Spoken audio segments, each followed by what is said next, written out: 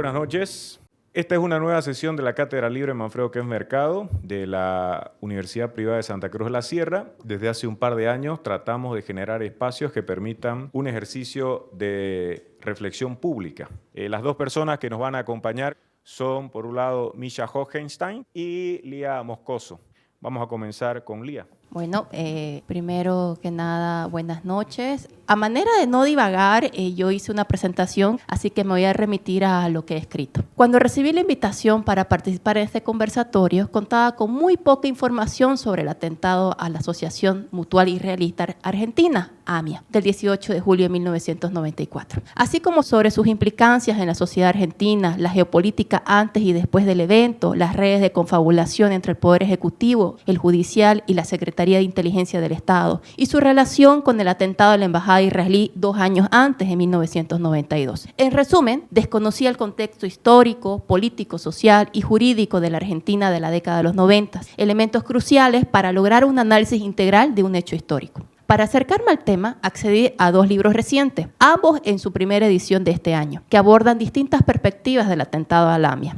El primer libro se titula Los 30 días, las tramas del atentado de la AMIA, de Alejandro Rúa, que ofrece una crónica periodística detallada de los sucesos por alguien que fue parte del proceso investigativo. El segundo libro se titula AMIA, la ciudadanía cuestionada, las organizaciones de familiares de víctimas del atentado, del escritor o del autor Guido Chester, que analiza los factores políticos y sociales del evento y maximiza la importancia de la organización y movilización de amigos y familiares de las víctimas en su búsqueda de justicia, y cómo esto permitió evidenciar que los actos investigativos llevados a cabo en los procesos penales estaban totalmente viciados.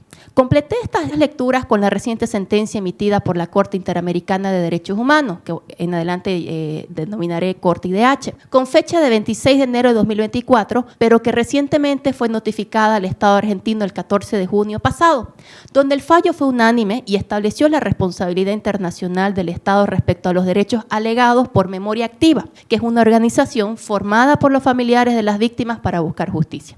Ahora bien, las respuestas cliché o las variables a lanzar frente a este auditorio es que, abro comillas, todo atentado genera un hito que divide la sociedad entre el antes y después al hecho, cierro comillas, o que, vuelvo a abrir comillas, hay que recriminar de manera enfática toda acción que atente contra la vida e integridad de las personas, no importa la agenda política reivindicativa. Cierro comillas. O quizás podría remitirme a decir, abro comillas, la matanza entre seres humanos por idea siempre será un retroceso a la civilización occidental. Cierro comillas. Pero en fin, si bien ya empecé diciendo cosas con las que considero son frases de cajón para alguien que no tuvo mucho tiempo para adentrarse a las profundidades de un hecho complejo como este, me permitió anunciar que las variables a considerar en mi ponencia es la importancia de las articulaciones a nivel de agrupaciones ciudadanas que buscan justicia y que este refleja una realidad no solo argentina, sino regional. Y la otra es el precedente que ha dejado la sentencia emitida por la Corte IDH en este caso respecto al manejo de información clasificada por el Estado como confidencial o en pro de seguridad nacional y confrontación con la búsqueda de la verdad histórica de los hechos. Esta sentencia tiene una extensión de unas 113 hojas, pero la Corte IDH, a manera de ser más pedagógico, también sube un resumen de unas 5 hojas en relación a la sentencia, así que es de fácil acceso.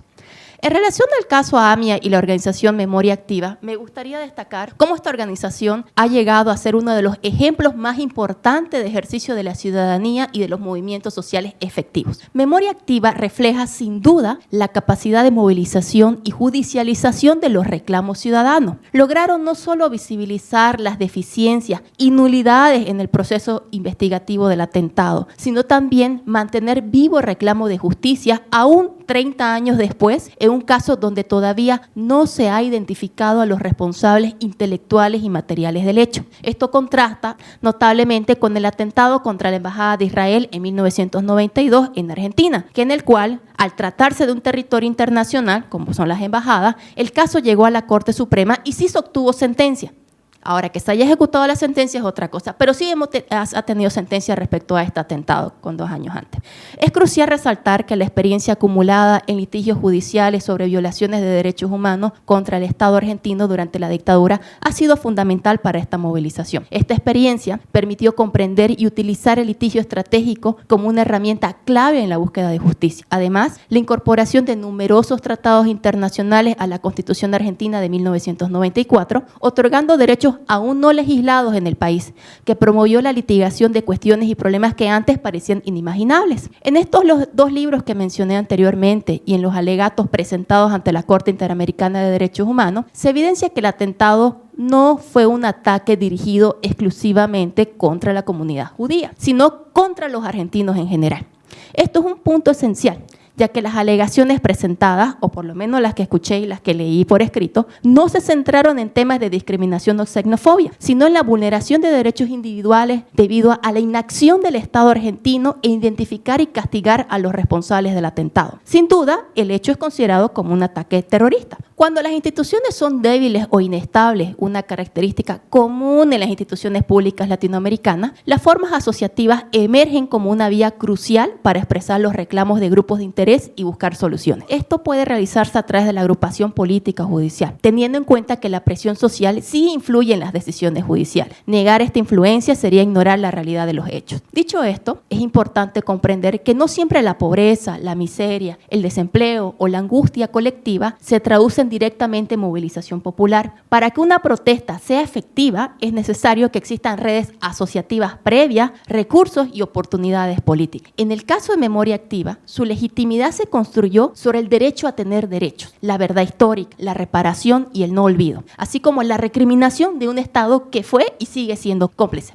Estos elementos fueron clave para mantener viva la lucha por la justicia y la verdad en torno al atentado de la AMIA y para desafiar las debilidades y complicidades del Estado argentino en este proceso. Memoria Activa es un ejemplo más de la compleja experiencia latinoamericana en la interacción con los poderes políticos de turno y sus intereses subyacentes, donde la geopolítica a menudo se sobrepone a los derechos humanos. Sin embargo, es un testimonio de la fortaleza y perseverancia del pueblo movilizado en la búsqueda de reparación, justicia y memoria. Al respecto, el sociólogo Charles Tilly ha introducido y desarrollado el concepto de repertorio de acción colectiva, refiriéndose a las diversas formas que adoptan los movimientos sociales para hacerse escuchar y poner temas en la agenda pública, sean marchas, revoluciones u otras expresiones que alteren la vida política tradicional. Estas dinámicas han caracterizado la experiencia de nuestra región frente a estados débiles o cómplices en la violación de derechos humanos. El común denominador en muchos estados latinoamericanos es la repetición de actitudes de encubrimiento de la verdad histórica, que condena a las familias de las víctimas a la incertidumbre sobre el origen, la causa y el paradero de sus seres queridos. Argentina es un caso paradigmático, pero no es el único. En nuestro país, por ejemplo, hace apenas 3 días se recordó la desaparición de Marcelo Quiroga Santa Cruz, cuyos autores siguen sin ser identificados 44 años después. Este secreto, llevado a la tumba por sus captores, refleja una justicia cuyos máximos valores se disuelven en formalidades vacías, cuya presencia en el texto constitucional boliviano es meramente nominal para algunos y sustancial para otros, dependiendo de los intereses y poderes afectados. ¿Dónde está Marcelo? ¿Dónde está Bedregal? ¿Dónde está Vega y Apura? Preguntas como estas aún resuenan en Bolivia y son similares a las que los familiares de las víctimas de la AMIA siguen haciéndose 30 años después. ¿Por qué el gobierno argentino sigue callando sobre los responsables directos del atentado? ¿Por qué el Estado, aún teniendo información sobre la posibilidad del atentado, no pudo prevenirlo? ¿Qué revelan los archivos de inteligencia que no pueden ser divulgados por supuesta seguridad nacional? ¿Cuáles son las razones del encubrimiento activo por parte del Estado y la justicia argentina? Estas preguntas subrayan una verdad inquietante. La violencia y el encubrimiento no son fenómenos aislados, sino patrones recurrentes en nuestras sociedades. La lucha por la verdad y la justicia, simbolizada por organizaciones como Memoria Activa, es esencial no solo para honrar a las víctimas, sino también para fortalecer el Estado de Derecho y la democracia en nuestra región. Por último, la sentencia de la Corte Interamericana de Derechos Humanos fue rotunda y unánime a favor de los derechos alegados por la Asociación Civil Memoria Activa, determinando la responsabilidad del Estado argentino en varios aspectos cruciales. judiciales. La Corte decidió por unanimidad que el Estado es culpable de la vulneración de la vida e integridad personal en perjuicio de las víctimas del atentado, violación del principio de igualdad y no discriminación en perjuicio de las víctimas del atentado y sus familiares, violación del acceso a la justicia y las garantías judiciales en perjuicio de los familiares de las víctimas del atentado, la violación del derecho al acceso a la información y al conocimiento de la verdad, así como de la protección judicial en perjuicio de las víctimas sobrevivientes y sus familiares, violación psíquica y moral en relación con el deber de respeto en perjuicio de las víctimas del atentado.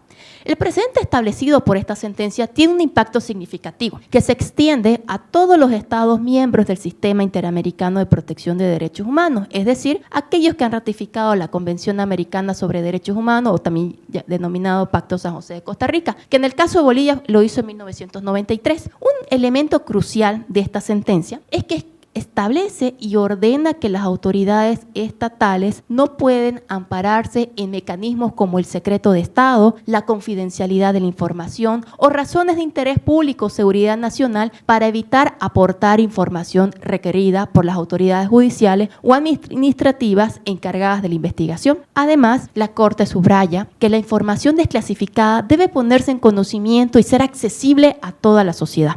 Construir archivos históricos sobre lo ocurrido es vital para preservar la memoria y evitar el olvido. Esta sentencia no solo representa un hito en la búsqueda de justicia para las víctimas de la AMIA, sino que también envía un mensaje claro a los estados de la región sobre la importancia de la transparencia, la verdad y la justicia en protección de los derechos humanos.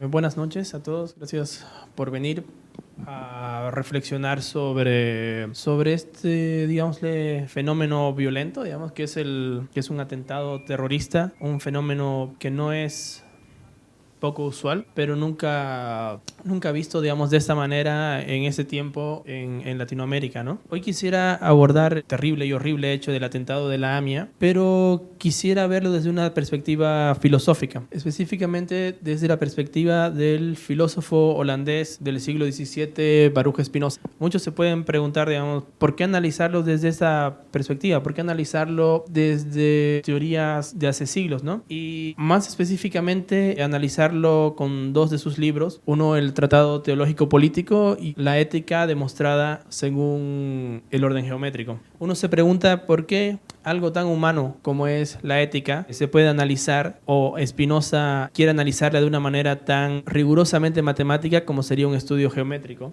y por qué hace una derivación lógica del comportamiento humano y entre comillas natural. Es decir, por qué Spinoza se toma la molestia de analizar las pasiones, los sentimientos, el comportamiento humano, pero a través de la matemática. Suena como algo incoherente, como algo irracional, siendo que él es considerado uno de los filósofos racionalistas de la historia. Entonces, principalmente es porque Spinoza establece una equivalencia a través de su razonamiento, a través de su deducción geométrica, establece la equivalencia de Deus sive natura, Dios, o sea, la naturaleza. Eso quiere decir que todo lo que es natural, todo lo existente es Dios. Spinoza es considerado el primer filósofo ateo.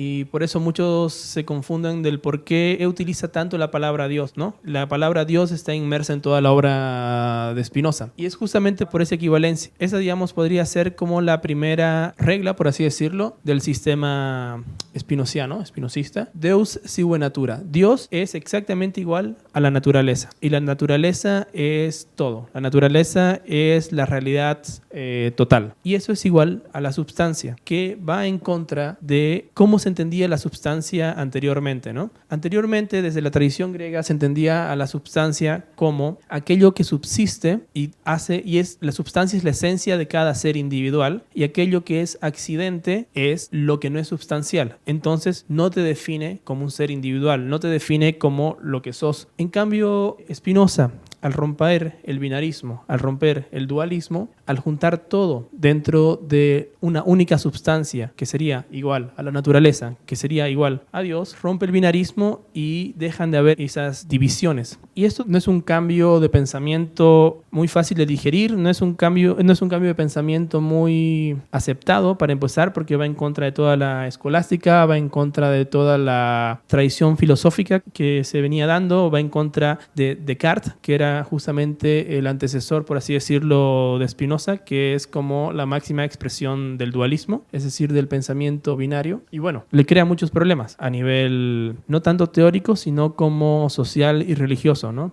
Spinoza es perseguido, es expulsado de la comunidad judía de Ámsterdam, es excomulgado. Se excomulga muy poco en la religión judía, ya él lo excomulgaron, porque justamente las ideas dualistas son base de muchas de las religiones curiosamente llamadas monoteístas. Y bueno, los rabinos se lo olían. Los rabinos sabían el potencial que tenían estas ideas y lo excomulgan, ¿no? Y ser excomulgado en el siglo XVII en Europa era algo terrible, ¿no? Porque ser excomulgados quería decir romper nexos con toda tu familia, romper nexos con todo lo que vos conocías y ser básicamente un exilado en tu propia ciudad, como una persona, como una muerte civil, ¿no? Sin embargo, Spinoza sigue estudiando, sigue trabajando, crea un sistema que al principio no es tomado en cuenta, no se incorpora en los manuales de filosofía, pero que después, en la época del idealismo alemán, sí que entra en la cultura, por así decirlo, recuperado por Hegel, recuperado por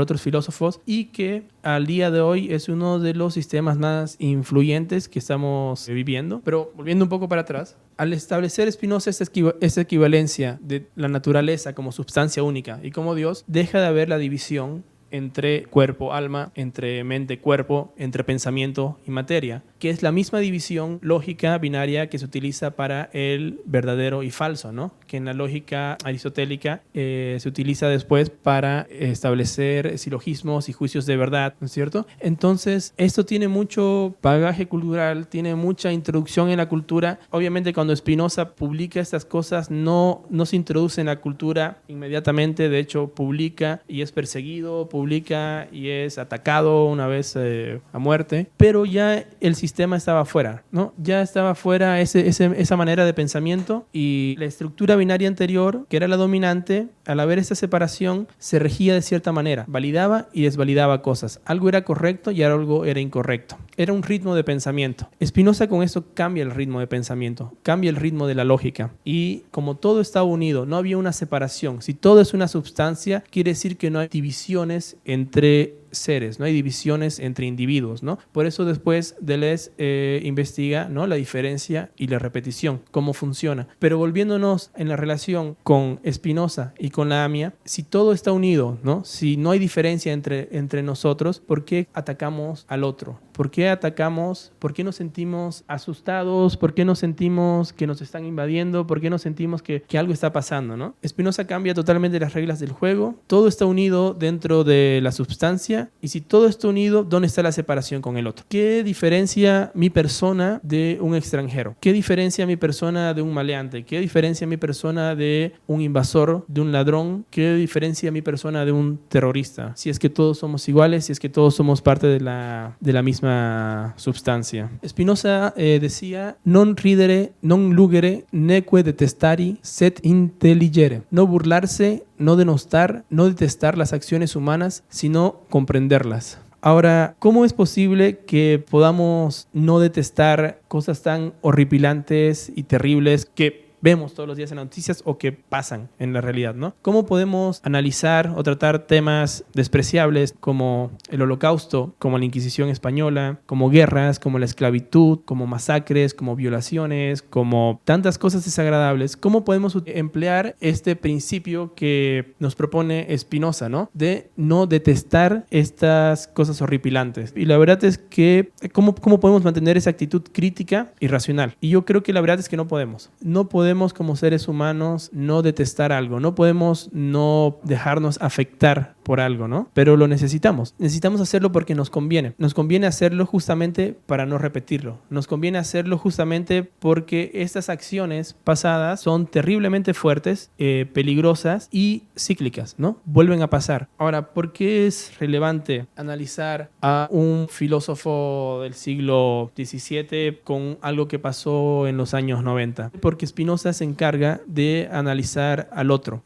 Spinoza es considerado uno de los primeros filósofos críticos. En el Tratado Teológico Político, Spinoza lo que hace es una relectura de la Biblia. Es una de las primeras personas que empieza a leerla como un texto escrito por humanos. Es la primera persona que empieza a verla como metáforas. Es la primera persona que la califica de superstición, por ejemplo, o de una mentira buena, tal vez, por así decirlo. Y se da cuenta de cómo puede utilizarse un relato para dominar el pueblo, ¿no? Para crear creencia. Y justamente eso es lo que nos enseña Spinoza en el Tratado Teológico Político, ¿no? Que es el primer lector crítico que nos habla de los peligros de un relato, ¿no? Spinoza analiza al otro, al desconocimiento del otro, de tal manera que las personas queremos, por miedo, borrar al otro. Queremos anularlo, queremos extinguirlo, queremos no reconocer lo común que existe entre nosotros, y es un desconocimiento terrible. Y es lo que lleva a las acciones como el terrorismo, ¿no? Y otras acciones. O sea, cualquier acción de destrucción, de anulación. El mismo tema de la cancelación es un tema que no necesariamente es malo, pero sí crea un desconocimiento del otro. Es decir, es una represión. Estás reprimiendo a alguien, estás reprimiendo ese saber, por más malo que sea. El tema del reconocimiento del otro es fundamental en la filosofía de Spinoza, justamente porque como todo está unido en la substancia, el otro, por más básico y sencillo que suene, soy yo, ¿no? La flautía, o sea, el ser amigo de uno mismo, el amarse a uno mismo, es el conocimiento de uno mismo a través del otro. Es la forma de ser libres, según Spinoza, de, para empezar, entendernos dentro de una substancia.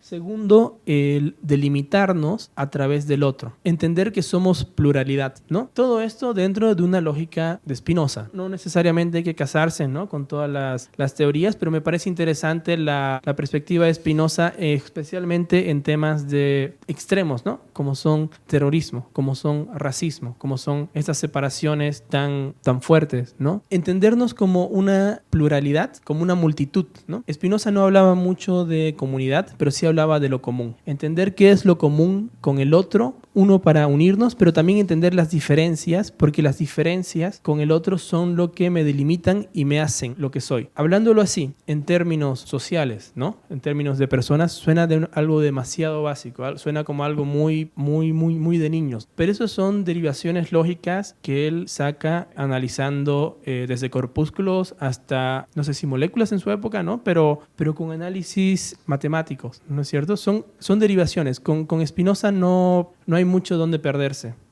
Él es bastante lógico en su argumentación. Para Spinoza, la ética, que es su libro más famoso, La ética demostrada según el orden geométrico, es saber qué hacer con eso. Saber qué hacer con esta pluralidad que somos todos, y no solamente todos seres humanos, sino la pluralidad de todos los seres. Yo, ser humano, el vaso es un vaso, ¿no? Los perros son perros, el edificio, sino una conciencia de todos los seres, hasta casi, digámosle, esquizofrénica, de una conciencia total de las cosas percibidas y razonadas, que para Spinoza no hay una distinción, ¿no?, entre lo imaginario y entre lo real, entre lo material. Es saber qué hacer con todo eso. Entonces Spinoza en su ética propone una composición, propone cómo juntar todos estos elementos, cómo agruparlos, con qué juntarlos, con qué desagruparlos, con qué aumentarlos, incrementarlos. Porque otra idea esencial en Spinoza es la del conatus. El conatus es, como mostrábamos al principio, que cada cosa se esfuerza en perseverar en su ser. Cada cosa que existe se esfuerza,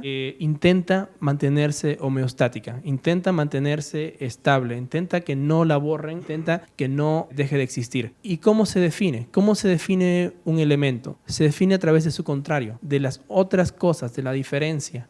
Pero al mismo tiempo son todas partes de la substancia única y total, ¿no? Hay algo curioso con el tema de la substancia, que es que la substancia tiene muchos modos de ser, ¿no? Esos modos de ser son distintos, pero para nosotros como observadores humanos. Como observadores humanos vemos, por ejemplo, vemos una computadora como un cuerpo, pero no necesariamente es una computadora en la realidad. Es nuestra interacción humana con ese modo particular de la sustancia. Entonces, al tener una conciencia de todo lo existente, al considerar todo lo existente como igual de válido, sin jerarquías, es que podemos componer. Y Spinoza ahí empieza a hablar de las pasiones. Empieza a hablar sobre las pasiones tristes y las pasiones alegres. Por ejemplo, las pasiones alegres son con qué podemos asociar algo que hace que incremente su conatus, que hace que incremente que algo persevere en su ser. Y al mismo tiempo podemos hacerlo entre nosotros, ¿no? ¿Con quién podemos juntarnos para incrementar nuestra potencialidad? Eso es visto a muy grandes rasgos. En cuanto al derecho natural de Spinoza, que puede variar